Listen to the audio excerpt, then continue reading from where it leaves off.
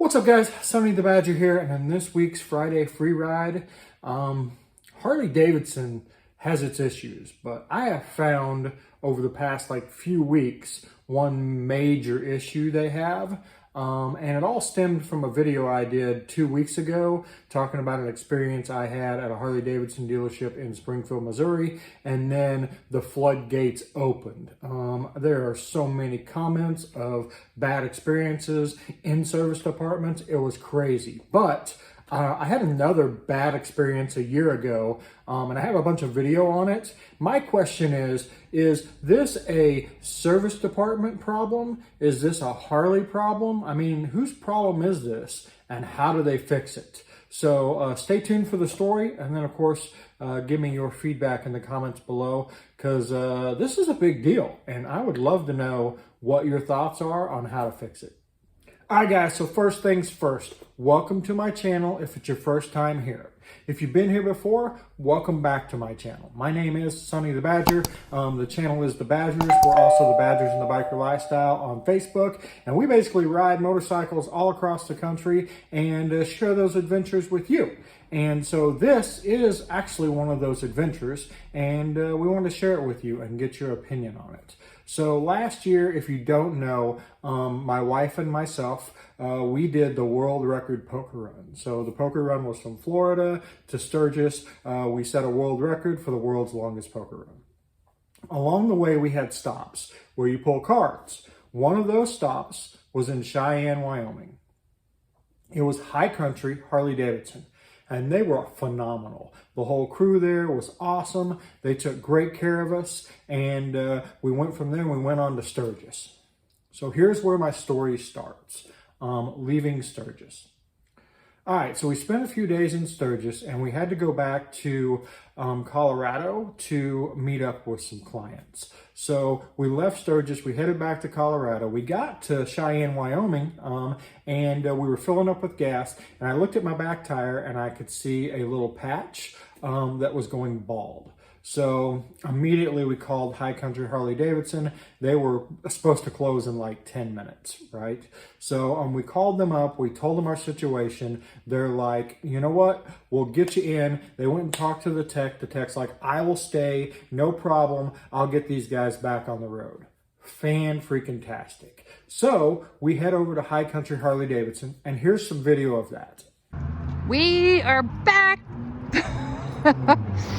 Yes, Sonny saw he had a bald tire as we were at the gas station 8.4 miles away, and so we called, and Reed is on vacation, but they said they would get us in.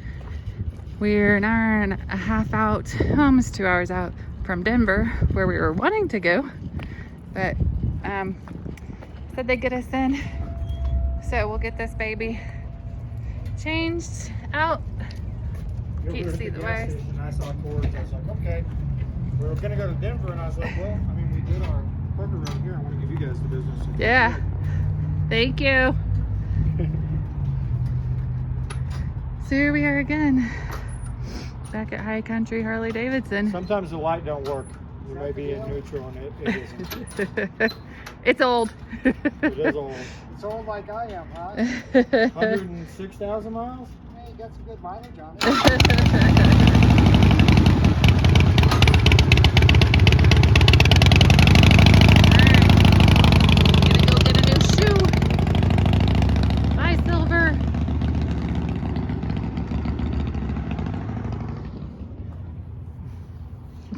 And so are the days of our lives.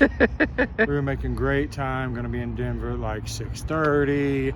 Life was good. Oh, it is what it is. We can never make it until where we're going by daylight.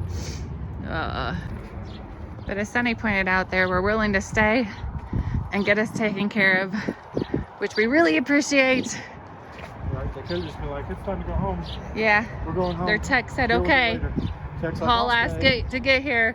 Like, all right, no dilly-dallying.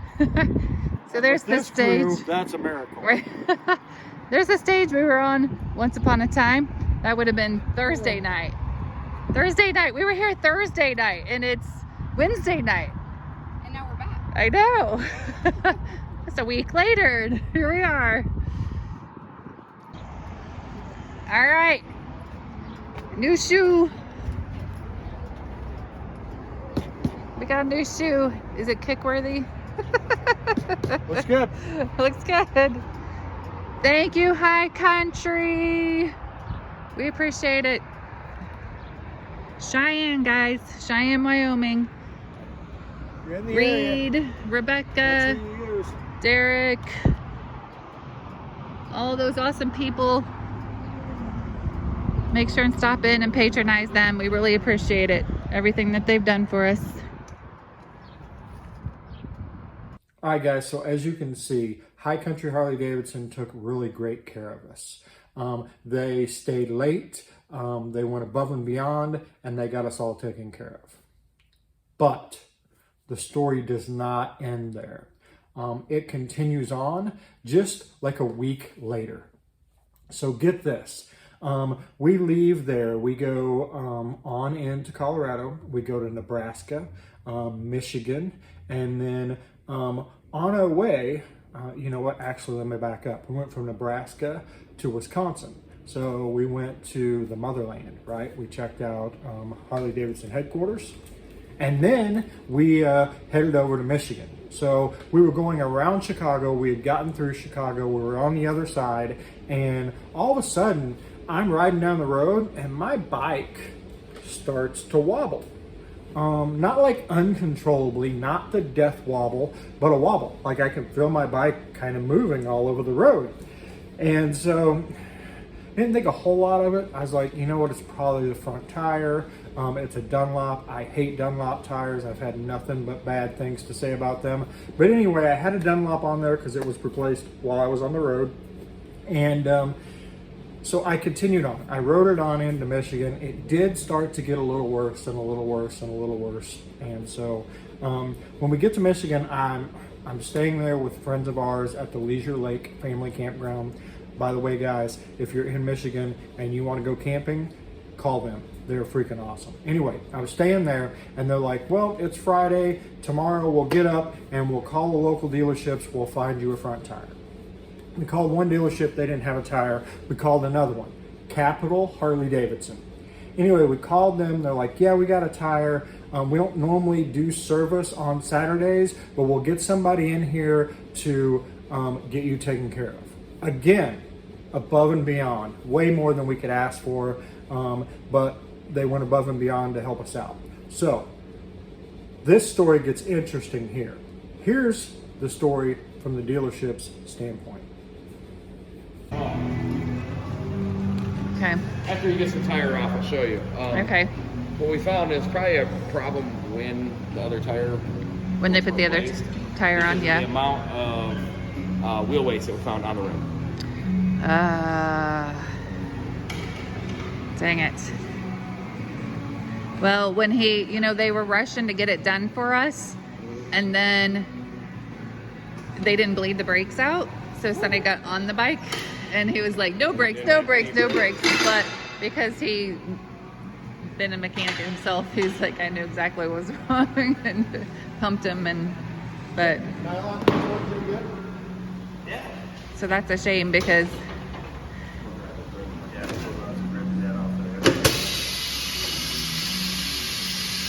Alright, we'll set it over here on this table.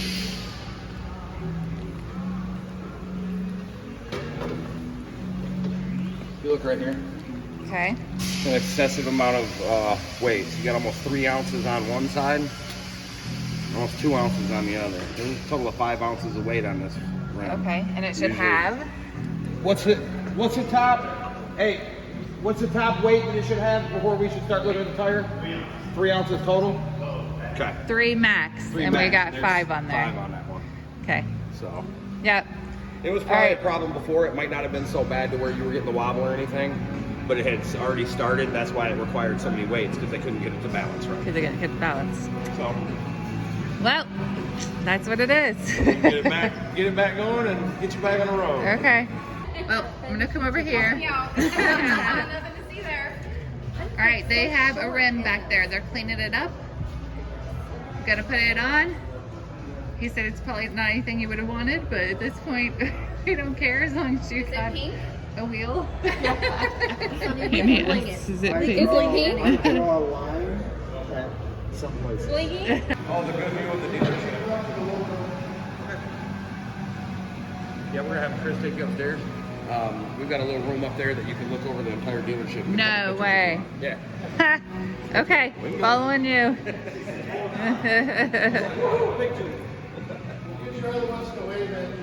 Okay, that'd be great. Okay.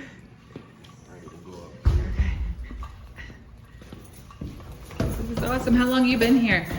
Almost a year and a half now. Actually, yesterday was a year and a half. Yesterday was a year and a half. Ah. I get to look out over the top. Look at all this. This is all winter storage stuff to keep your bike during the winter on battery. Okay, guys, if you need to store your bike, this is where they do it at. Oh, look at this. This is cool. Now, where are they at? Way out there. 10!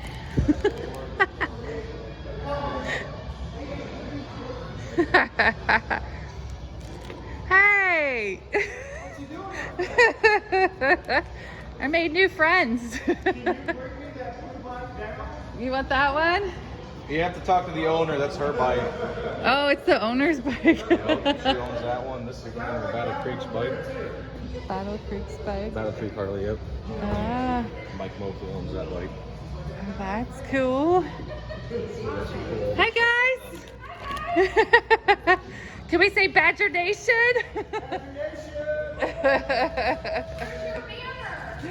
I know. I need to go grab that. That's all right. Yeah. Awesome.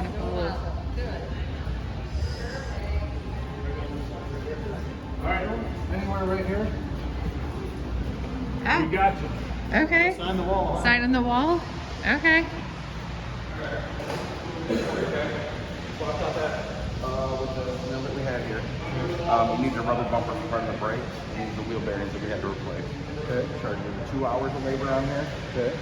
We did that today. We're running a special to get 20% off your labor, so I gave you the 20% off, bringing down to $79 an hour. Okay. We gave you the 10% military discount. So I know you're with my guys over here. So, got you on the 246.7. We did not charge you for the room. We were donating that to you guys. Oh, really? Yeah. Yeah. Sir. Not a problem, man. Thank you.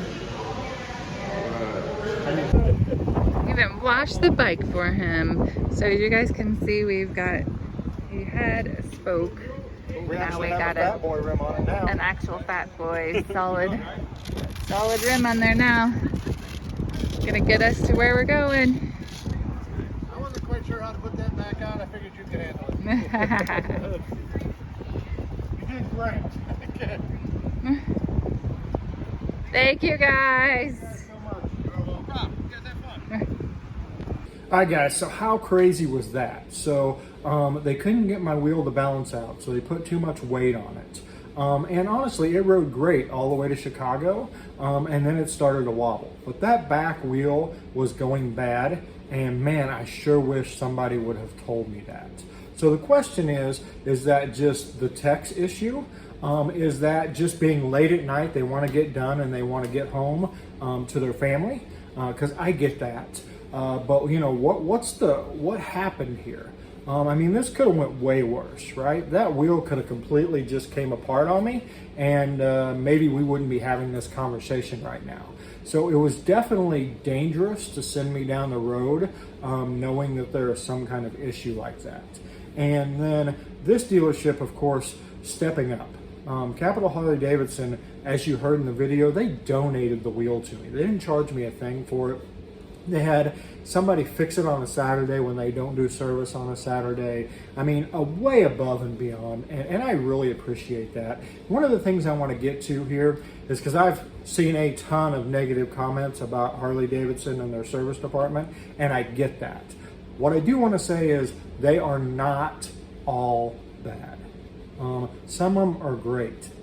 Last week while we were in West Virginia, my bike started to make a noise. I pulled off the road. A Harley truck actually was driving by. We waved them down from, I believe it was RG's Hog Heaven there in West Virginia. I'm gonna look it up and put the name here because the last thing I wanna do is mess it up, especially as much as they helped me. Anyway, the guy in the van stopped and he loaded my bike up and hauled it to their dealership where my buddy's trailer came and got me.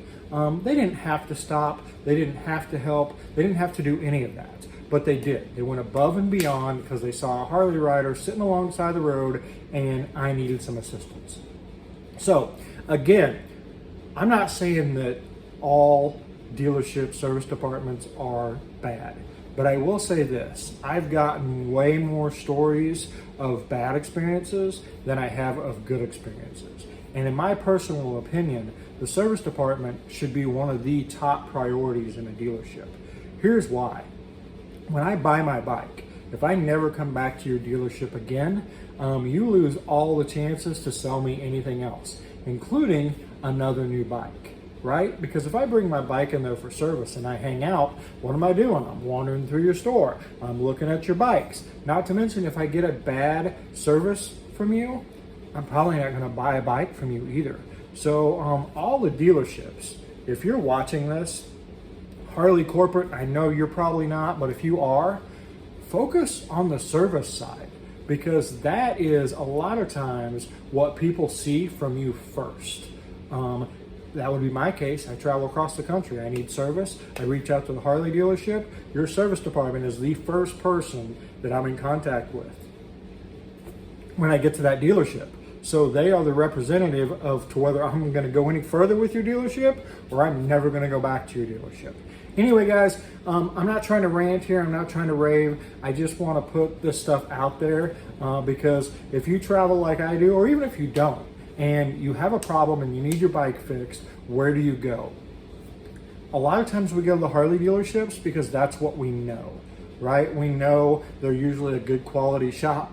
They at least know what they're doing when they work on my bike versus how do I know if an independent shop in a town I have no idea about is any good whatsoever?